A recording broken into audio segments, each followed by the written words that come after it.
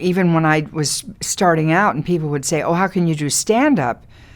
Which, of course, I didn't really do conventional stand-up, but I did do stand-up because I stood up and tried to entertain an audience by myself in a nightclub. But people would say, oh, you'll lose your femininity, because it was an incredible frame of mind that the society had, that a woman couldn't stand up and tell jokes because it was too powerful. To make an audience laugh meant you had control of them in some way. Or that's some conventional idea. And it's really nothing. It's just human beings exchanging, communicating about something. And I never saw it that way. I saw if anybody was aggressive or bam, bam, bam, bam, bam, that old kind of style or thinking, I thought, well, I don't like a man who does that kind of comedy either. I want some enlightenment. I want some kind of communion about our common experience. And so I never was affected by that. I mean, one of my favorite stories to tell about women doing comedy, I was working at the upstairs at the downstairs in the Review, and I didn't even have enough sense to know that there was a character woman, an ingenue, and a leading lady. I thought, well, if you're an actor or a performer, you play anything you were able to play. And the girl who was in the show, who was the ingenue, was like as boring as you could. I mean, it might as well have been like a mud fence with a vanilla frame on it. And but when we were in the dressing room, she'd tell me stories that were so funny, and she would characterize them or act them out, and I'd be screaming. I'd say, "You've got to do that on stage." And she'd pull herself up, and her hair would get like really huge, sort of like mine is now. And she'd say, "Oh, I wouldn't want anyone to think I was unattractive." And that didn't compute for me. I didn't understand that. I thought they don't think you are that person or that idea or that expression. That shows some braininess on your side, that you have that, on your part, that you have that perception or that synthesis that, because I was, people would say to me in the beginning when I first would go on talk shows, they'd say, oh, it's too bad you're so normal as an individual, you're like a regular person talking. And they'd say, you can't do all those characters, they won't know who you are. And I said, well, do you think the audience is that stupid? I think it's just being an actor, and you say, well, what else can I do? Age, gender, culture type, and I wanted to do a kid because I knew I could say things as a kid that you couldn't say in the mouth of any other character. And I'd started working on Edith. And all I did to create her life, I put her between my brother and me and made her a middle child so that I could draw on all that real stuff. Like I talk about going to Parr's Bar, which I went with my father when I was a kid. And my mother, and whatever my brother did to me, whatever I did to my baby brother, I had her older sister, me, theoretically, do it to Edith, and I had Edith do stuff to her baby brother that... I just took all that life stuff that I'd really experienced and had a reality for me, so it really lived in my body. And that's how I started working with Jane Wagner, because I'd seen a thing she'd written for television called JT. And it was about a kid in Harlem, and it was 1969. It's a long, long time ago. And it was so satiric and edgy and sweet and tender and loving and affirming, and yet, so intelligently written.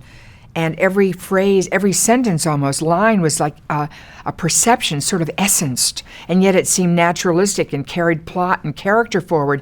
And I thought, oh my God, this is just what I love in a monologue. How can you get in 5 minutes or 6 minutes, compress something so that you understand a culture type, or you create some kind of metaphorical invention that conveys something else about the culture.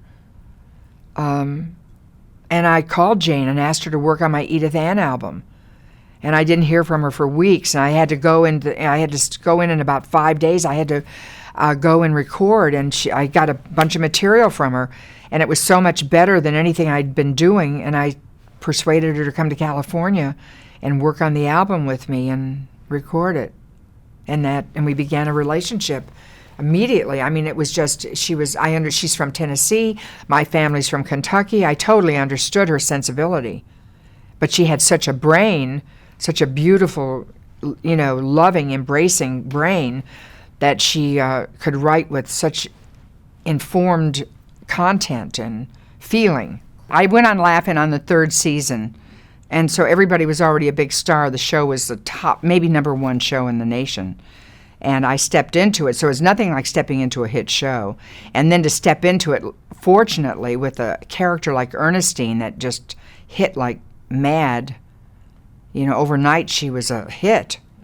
Not me necessarily, but Ernestine. Because I never planned for her to be the way she was physically. I was in New York. I didn't know I'd be on TV eventually.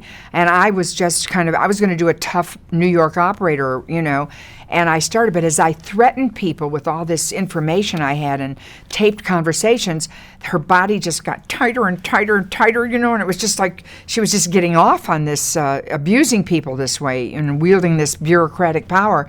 And when my face got tight, then I would snort, and my hand went in my blouse just unconsciously. So that's a kind of serendipitous thing that happens sometimes for an actor, is that really organic character comes bubbling up.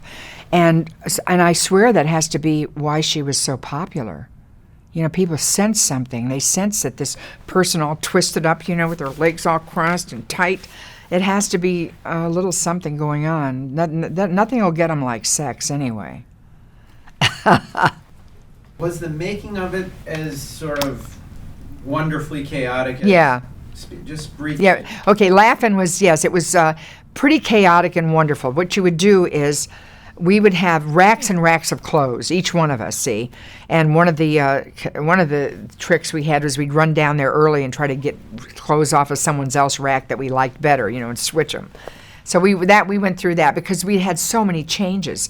Because we would be running constantly. On certain days we did just the joke crossovers or walk-bys. They'd have Johnny Carson would come in, or God only knows who. Anybody in the world could come. And George would be there writing jokes on the set, and the writers would be there just, and they'd be coming up with as much stuff as they could. And we would be sent downstairs, change, and come back up and do a line or fool around and cross over and say something. And it was just done like that, like boom, boom, like a free-for-all, like Hell's a-Popping or something. And we worked really hard. The kids worked really hard because on Wednesdays we had to do the cocktail party and the news and all that stuff. And Dan and Dick would come in. They only came in, very briefly, and they would do that. They might do a couple of sketches, but they didn't work nearly as long or as much as we did. We were really they got their money's worth out of us. And I was doing all that material like. According to our files, your present bank balance plus stocks, securities, privileged information. Oh, that's so cute. Here at the phone company, we are not subject to city, state, or federal regulations. So it had a lot of good content and, of both the government and the AT&T.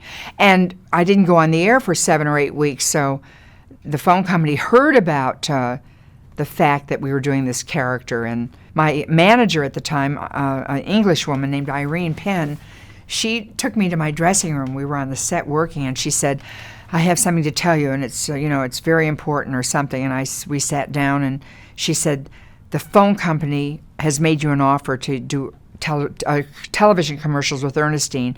And literally tears sprang to my eyes because I was so hurt that my character could be co-opted. I thought I was such an important satirist, satirizing the phone company. Now they wanted to buy Ernestine, so that was a heavy blow to my satirist heart.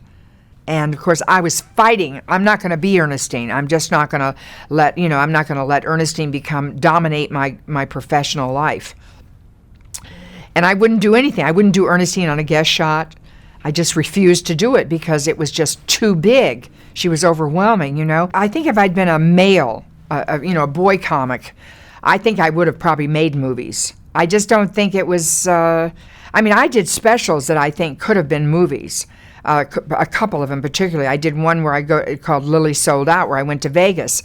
And I think, and it was so ambitious as a special that